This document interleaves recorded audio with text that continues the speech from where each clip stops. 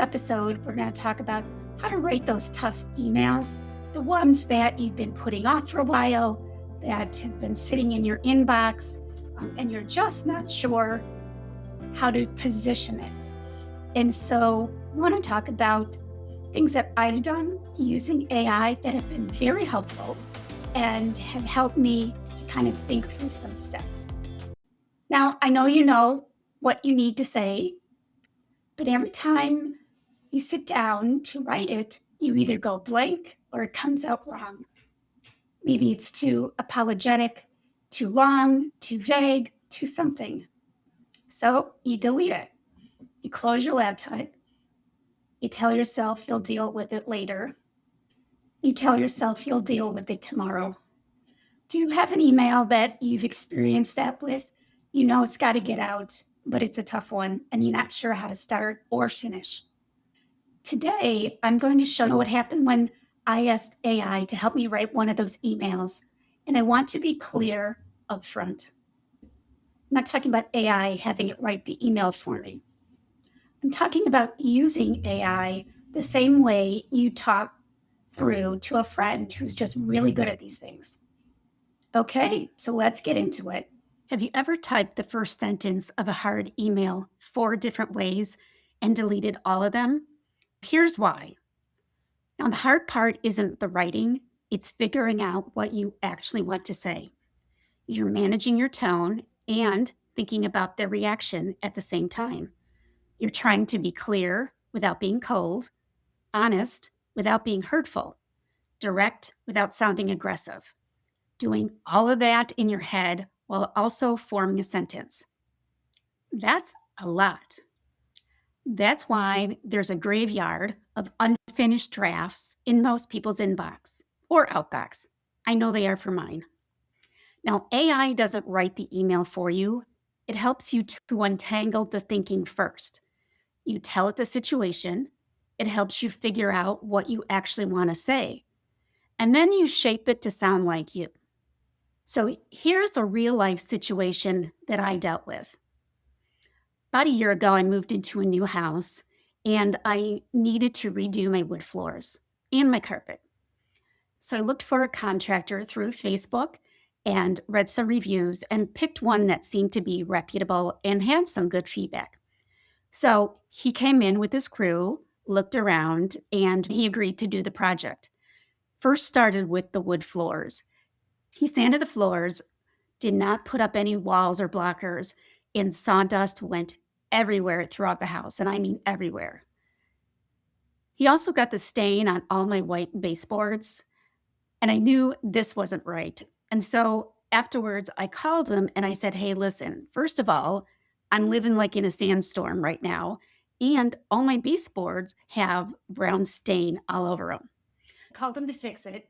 He said, that's just how it's done. And it was my responsibility to get it fixed. So, of course, I had to write him a firm email. So here's the prompt that I typed. Now, I want to point out that I have Claude open. There's 2 big chat boxes, Claude and ChatGPT. For the most part, they're the same. There definitely are different nuances, and I use them for different things. But for today, I wanted to just show you Claude. I also wanted to point out I'm in incognito. And so what that means is that any history that I've had in the past, usually Claude or ChatGPT will keep that conversation and refer back to it. But again, for the videos, I just want kind of a one and done. I'm also going to use the microphone instead of typing in the prompt. I am not a very good typer, and so we'll be doing both of us a favor if I just use the voice. And to do that, I'm going to go to the little microphone. And so here's the prompt. I need to write an email to a contractor. I want him to pay for the fix of his mistakes. Here's the background. I hired him to refinish my wood floors. Sawdust everywhere. Stains on my whiteboards. I want the tone to be firm, but not aggressive. Can you help me draft something that I can work from? Okay, so we hit done, then I'm done recording, and let's see what it comes back with. Now, Another quick thing to point out is you can see my grammar is not correct, and that's okay. Um, you can write something like little cheat sheet lists, and it'll understand what you're trying to say. So let's see what it comes back with. Also, what you'll notice is many times it'll give you a narrative before it gives you the drafted answer. For example, here it talks about a contractor's job is to protect your space while they work. It'll draft this assuming you want him to either pay for the cleaning or repair. Let me put something together. And so that is what we see from the first response. So we did ask for firm and direct. That's what we got. Subject, follow up needed, dust and staining from floor refinish. Hi, contractor name. I wanted to follow up on the floor refinishing work completed on June 1st. While the floors themselves look good, the job left behind some issues I need to address. First is dust covering, and then staining on whiteboards. I understand some dust is normal with sanding, but this level of spread and the staining would go beyond what I expect from a properly contained job. I've attached photos for reference. I'd like this resolved by having a cleaning crew and a painting crew come in by the end of the week. And I want you to pick up the costs since this fell onto your responsibility. Something like that. Okay, please let me know how you would like to proceed by July 1st. I'd rather work this out directly with you than escalate it. Thanks. My name. I connected my Gmail account so I could just, if I was happy with this, I could just click send via Gmail and it'll automatically send it. But I do want to tweak it a bit and see what it comes back with because very rarely is the first version the one I go with. Usually it doesn't sound like myself talking. And as you can see from this, it really is looking for a couple of the prompts. And as it did in the beginning with putting together kind of a preview, it's also going to follow up with a post view. So I put together 3 versions of firm to professional, so you can pick one. The first one is firm and direct, collaborative and clear, documentation first. And a few things worth nailing down before you send it, whichever you pick. Photos to attach them, cost estimate, if I already have one, and stains on the whiteboards. I left this as a placeholder. So it will give you things to think about and to review in the first version. All good points. So let me come back with a clarification. Okay, so I am going to say keep the version firm and direct. I will attach photos. I don't have the cost estimate because I expect him to pick up the charge for both the floor and the baseboards. And I'm disappointed on what the end result is. And again, I want it fixed by July 1st. Okay, so that's just a little bit of tweaking. Let's see what it comes up with for a second version. Again, now I came back with one thing before I finalize this today. It's July 27th, 2026. July 1st has already passed. Obviously, it was making up a date, so kudos to them for picking it up. Here's the updated draft with the subject, the contractor's name. I wanted to follow up on the floor refinishing, dust covering, rooms affected. Now it's asking me for more information, seating on the baseboards throughout, what rooms were affected, attached photos. This goes beyond what I expected from a properly contained, careful job. And I'd like you to arrange and cover the costs. So please resolve by whatever date. So it took what I gave as feedback and reverb it. Now I could go back and ask it to refine it even more so it sounds like myself. I could fill in the blanks. And then it also gave me a couple other things to think about. So as you can see, it's a process. Sometimes it'll take 2 events. Sometimes it may take 3 events. There are times where it's taken more than that. And I feel like I've been arguing with ChatGPT or Claude because it doesn't seem to be listening. So again, you got to think of it as talking with a friend that may push back, but ultimately you need it to sound like you. Okay, so let's quickly review the draft. Again, we talked about one, what's working. Does it capture the right tone? Does the opening line land and catch somebody's attention? Will I keep part of it? Will I not?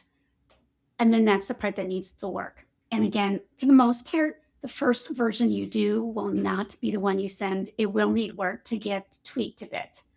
And then look at what's missing. Maybe there's something that you asked it to say and it didn't, or you looked at it and you're like, oh, I wanted to stress this point or stress that point. As you saw, it will give you some prompts to think about. Doesn't mean you have to go with them, but again, it just gives you a different point of view.